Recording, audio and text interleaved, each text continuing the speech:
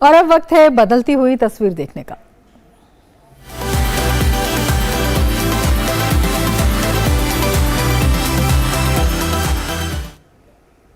कला संरक्षण और पर्यावरण संरक्षण अगर साथ आ जाएं तो कितना बड़ा बदलाव ला सकते हैं, यही साबित कर रही हैं असम की डॉक्टर पूर्णिमा बर्मन। डॉक्टर पूर्णिमा बर्मन ने असम के ग्रामीण इलाकों से लुप्त हो रहे हरगिला पक्षियों की रक्षा के लिए 10,000 महिलाओं की एक हरगिला आर्मी बना दी है, जो न केवल पर्यावरण संरक्षण के लिए बल्कि कला संरक्षण के लिए भी काम कर रही है। आपने कई पर्यावरण प्रेमियों को देखा होगा, कई कलाकारों को भी देखा होगा, लेकिन असम की एक पर्यावरण वैज्ञानिक डॉक्टर पूर्णिमा बर्मन ने पर्यावरण संरक्षण और कला संरक्षण को जोड़ने का अनूठा अभियान चलाया है। वे असम में लुप्त हो रहे हरगिला पक्षियों को बचाने के लिए पिछले कई सालों से काम कर रही हैं। हरगिला पक्षी सारस की एक विलुप्त होती प्रजाति है, जिसे सफाई करने वाले पक्षियों की श्रेणी में रखा जाता है।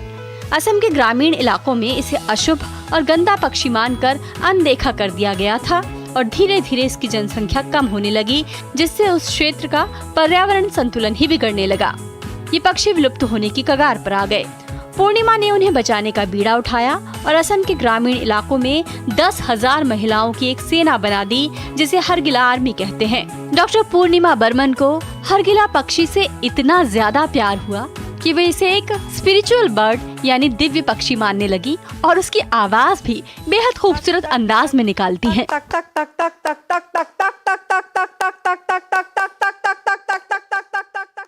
हरगिला आर्मी में 10,000 से अधिक महिलाएं हैं गांव के, सब लोग जुड़ गए हैं और ये एक एकता का मतलब एक मैसेज है।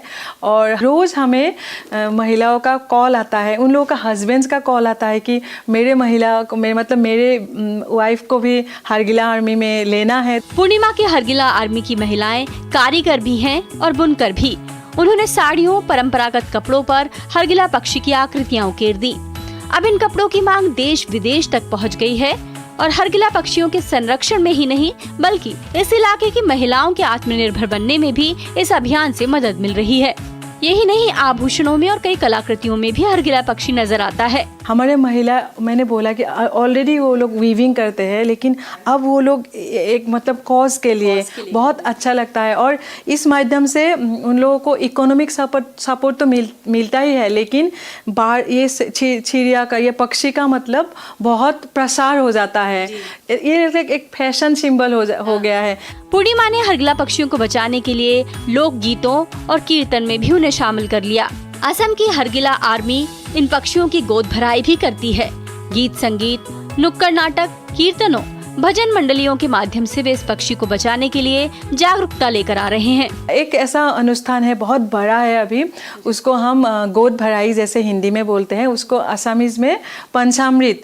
जब महिलाएं मतलब एक्सपेक्टिंग, जब गर्भवती महिलाओं का जो मतलब सम्मान मिलता है, जो अनुष्ठान जो होता है पंचामृत, गोद भराई, वही हम हरगिला के लिए भी बहुत ज़्यादा मतलब बहुत ज़्यादा सेलिब्रेशन करके हम मतलब उसको प्रसार करते हैं, सेलिब्रेट करते हैं। हरगिला पक्षी पर्यावरण संरक्षण में अहम भूमिका निभाते हैं और उन्हें बचाकर पूर्णिमा एक पंथ तीन काज कर रही हैं। वे पर्यावरण संरक्षण के साथ साथ कला और संस्कृति का संरक्षण भी कर रही हैं। साथ ही असम की ग्रामीण महिलाओं को भी आर्थिक रूप से आत्मनिर्भर बना रही हैं। पर्यावरण के संरक्षण के लिए पूर्णिमा को कई बड़े पुरस्कारों से नवाजा गया। उन्हें संयुक्त राष्ट्र के सर्वोच्च पर्यावरण पुरस्कार चैंपियन ऑफ द अर्थ से भी सम्मानित किया गया। आज उनके प्रयासों से असम में हरगिला पक्षियों की संख्या 600 के पार पहुंच गई है। पूर्णिमा ने हरगिला पक्षी पर लगे अशुभ पक्षी होने का दाग भी मिटा दिया है और ये साबित कर दिया है कि यदि कला और संस्कृति को माध्यम बनाया जाए तो एक बड़ा अभियान ग्रामीण इलाकों में किस तरह सफल हो सकता है। गुड न्यूज इंडिया के लिए रजनी सेन की रिपोर्ट। और अब लेते हैं एक ब्रेक, आप देखते रहिए GG न्यूज़। अर्जुन, एग्जाम्स में you made us really proud. अब आगे